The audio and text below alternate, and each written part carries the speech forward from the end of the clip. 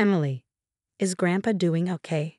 Patricia, yes, he's doing okay, but not perfectly. It's a bit of a hassle when older people hurt themselves. I wish they would consider how hard it is for us to take care of them. Patricia, that's not a very nice thing to say. It's alright he's not doing too well anyway. I'm not good at dealing with the needs of older people, but you're used to it, so you'll manage. The other day, my husband's grandpa, Michael, fell in the garden and hurt his leg. It's not too bad, but he's already 82 years old. Because of his age, we're making sure he stays in bed to avoid making it worse. My mother-in-law won't even go near him, let alone help take care of him. I'm Emily, 30 years old. I got married 3 years ago and live with my husband Daniel's family. My husband used to be my boss at the company where I worked, a company started by his grandpa. When I first joined 8 years ago, my father-in-law was already in charge and my grandpa-in-law was the chairman. But back then, the grandpa still handled all the big tasks and jobs in the company. 2 years ago, when Grandpa turned 80, he stayed as chairman but gave most of his public duties to my father-in-law. Michael, you've put in a lot of work over the years. Let Christopher handle the company stuff now and take it easy, my mother-in-law said with a smile. But to me, her words sounded kind of sarcastic. Grandpa-in-law can be stubborn, but he's known for being fair and kind. On the other hand, my father-in-law seems a bit immature. He doesn't speak his mind clearly and isn't as reliable as Grandpa.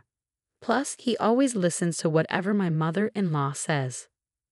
My grandmother-in-law passed away before I met her. My husband and I started dating 3 years after I joined the company. He was leading our team with energy, and he seemed dependable, although a bit too sure of himself. Maybe I felt that way because I lost my dad early and grew up with just my mom. She passed away from illness 2 years ago, so now my in-laws are all I have left in terms of family. Not long after I got married, my mom got sick and needed me to take care of her, so I quit my job to be there for her. My husband's family didn't mind, and it might be because of one thing Grandpa said: it's only right to care for the mother who raised you alone. Don't worry, just take good care of her. Because of that, I could stay with my mom every day for a year without worrying about money until she passed away. My mother-in-law seemed a bit unhappy, but I was really thankful. But ever since Grandpa handed over the company to my father-in-law, things have been changing. People don't listen to Grandpa's ideas as much anymore, and I feel like they're not treating him with the same respect. At first, I thought it was just me imagining things, but seeing how my mother-in-law and husband act, it feels real. My father-in-law doesn't seem to care much, and it's like he's ignoring Grandpa now that he's basically retired. Seeing how my in-laws behave, I can't help but feel angry. Hey, Patricia, and you too, don't you think you're being a bit distant towards Grandpa? What's the problem? Grandpa tries to talk to you, and you barely answer him. You don't even try to help him out. I don't have time to deal with old people. You can take care of Grandpa. You're the one who's free. There's no need to speak like that. I'm tired from work. Don't bother me with trivial stuff. This is how it always is. No one listens to what I say, and my grandpa-in-law doesn't speak up to his family about it. Now I'm the only one who talks to him at home. Grandpa, it's a nice day today. How about we take a short walk outside? Your leg seems to be getting better, and it might be good for your recovery. Thanks. Let's go out for a bit then. We walked to the park together. Many families were there and children were playing happily. My grandfather-in-law watched them with a smile. Christopher and Daniel, just like those kids. Grandpa, I was so busy with work that I couldn't spend much time with the boys. Maybe that's why I feel like I didn't raise Christopher and Daniel properly, my grandfather-in-law said, sounding a bit sad, almost as if he was speaking to himself. Christopher is my father-in-law and Daniel is my husband. I think about how we can all be kinder to my grandfather-in-law, but I can't think of a good solution. Then my in-laws suggested building a new house for him. This house is more than 50 years old, right? It's poorly laid out and hard to use. Instead of spending money on repairs, it would be better to build a new house in a more convenient location. A new house. Michael is getting older, and while it's good he only got hurt last time, we never know what might happen in the future. So let's make the new house accessible for him, so we won't have trouble if he needs care. That makes sense. We can even put Michael's room in the middle so everyone can easily look after him. Yeah, that sounds like a good plan.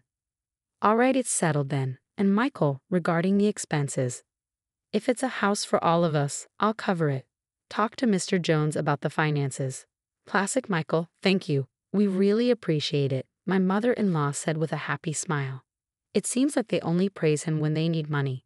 But if everyone takes care of my grandfather-in-law after we move to the new house, I thought there couldn't be anything better.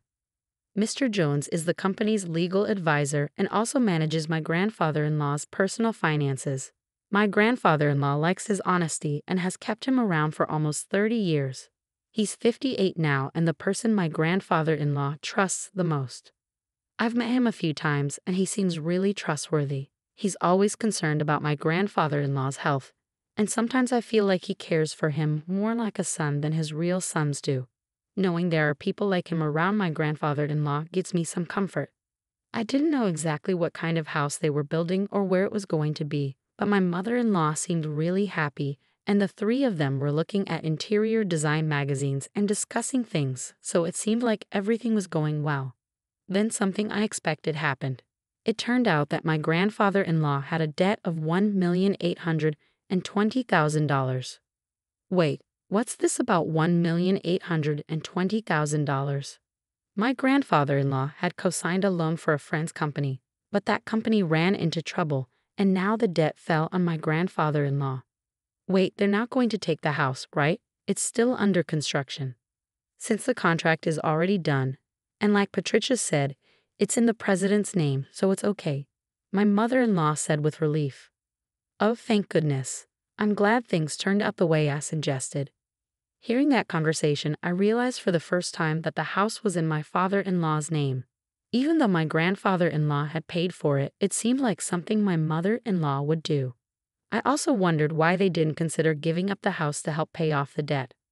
Hey, this debt is Michael's responsibility, not ours or the company's, right? Well, it was signed under Michael's name. Oh, okay then, no problem. I couldn't see any good in the situation. But since my grandfather-in-law didn't say anything during that conversation, I didn't say anything either. After all, it's not an amount of money I could handle.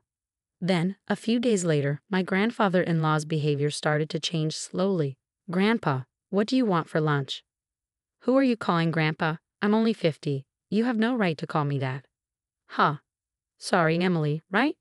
I was lost in thought. At first, I thought he was just lost in his thoughts. But when it kept happening, I started to feel worried. Patricia, where's my food? What are you doing? Grandpa, I'm Emily. Patricia is your daughter-in-law. You already ate your meal. I didn't eat. Are you trying to starve me? I started to wonder if my grandfather-in-law's behavior change was triggered by the huge debt, and maybe the fact that none of his family members were trying to help him made it even harder for him.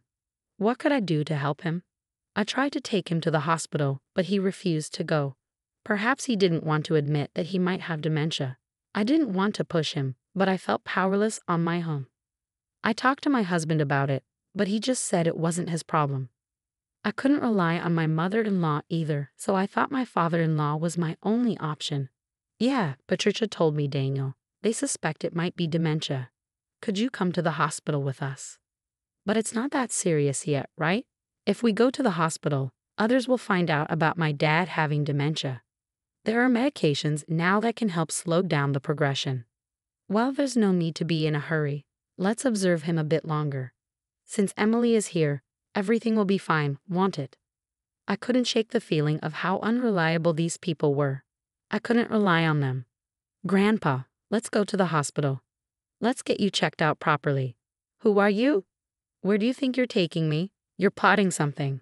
I almost cried, seeing how my once gentle grandfather-in-law had become so stubborn. But my mother-in-law just laughed, finding it amusing.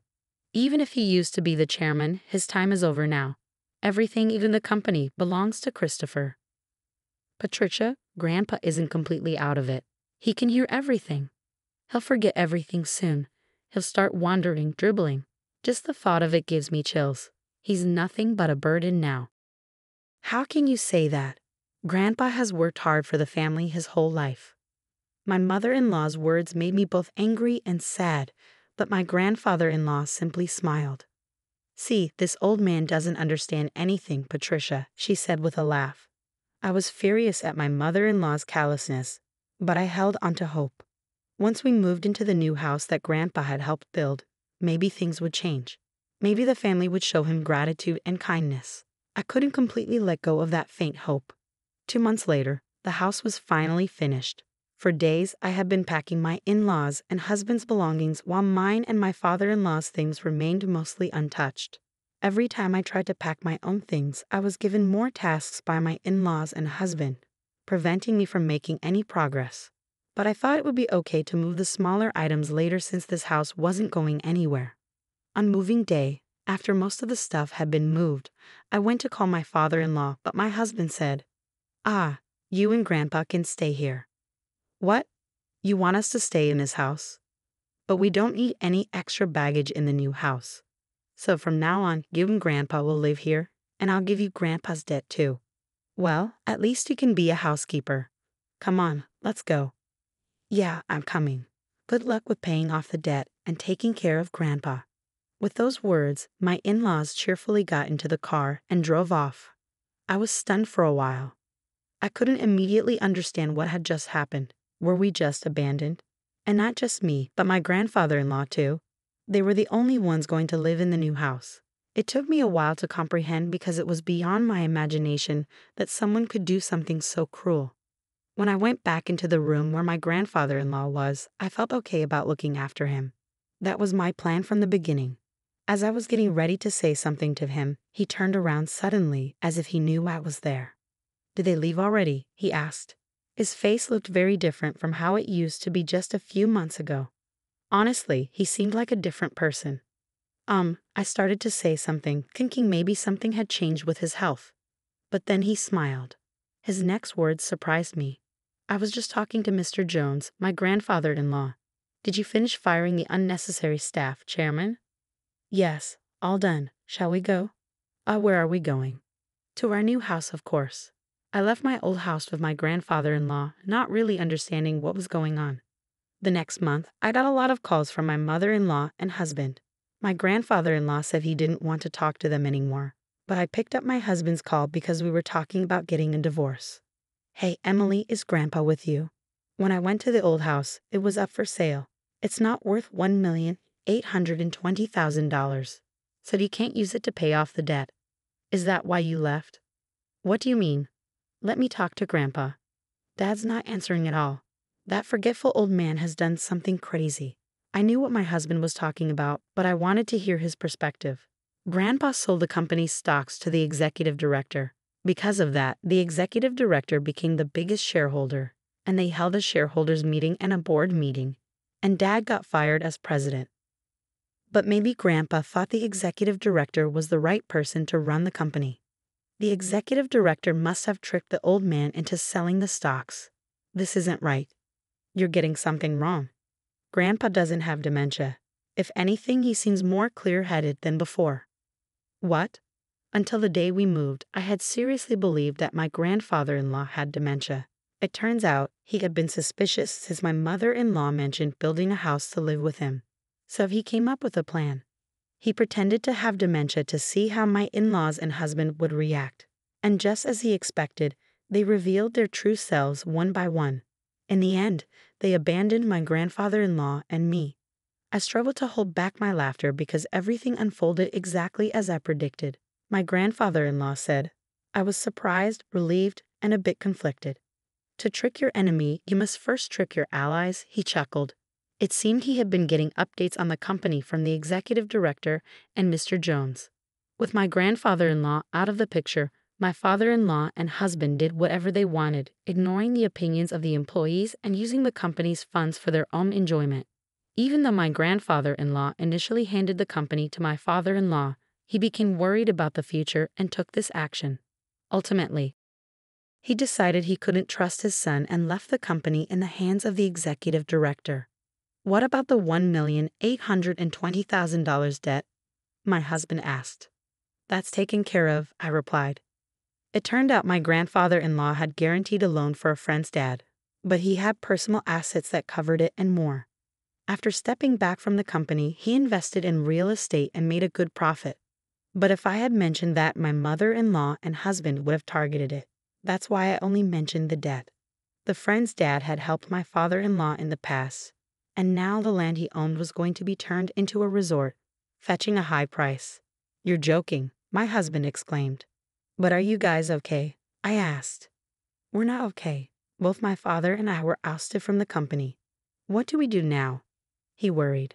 "Well, there's also the mortgage on the house," I reminded him. "What? What do you mean, the mortgage on the house?" my husband asked, puzzled. "Haven't you figured it out yet? Grandpa was supposed to cover all the house expenses. Maybe you don't remember what he said back then," I replied. "When my mother-in-law discussed money with Grandpa, he made it clear that he would only pay if it's a house where everyone, including me, would live. Otherwise, he wouldn't contribute. Even though the house was in my father-in-law's name, Grandpa intended to pay only if everyone lived together." "That's because you assumed Grandpa would foot the bill and didn't examine the documents properly, right?"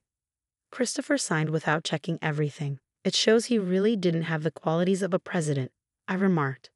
"You're kidding," my husband exclaimed. Later on, my parents-in-law lost the house they had built because they couldn't keep up with the mortgage payments.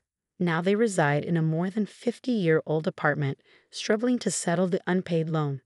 My mother-in-law and husband have been reaching out to me, suggesting we all live together, but that's not feasible anymore. My grandfather-in-law has retired from his chairman position and bought an old house in the countryside where we now live together. "Emily, you're free to live wherever you want. You don't need to worry about living expenses," my grandfather-in-law assured me, but I chose to stay with him. "If I'm not a bother, please let me stay by your side," I told him. When I expressed my feelings, tears filled my grandfather-in-law's eyes. Thanks to Mr. Jones, the divorce went through, and steps were taken to remove my ex-father-in-law and ex-husband from inheritance. I officially became my grandfather-in-law's adopted daughter. If anything happens to him, my father now, I'll be there for him till the end. Now we both find joy in working together in the fields. "Dad, check out this radish. It's huge." Under the bright sunlight, we share warm moments. I wish for these days to last just a bit longer.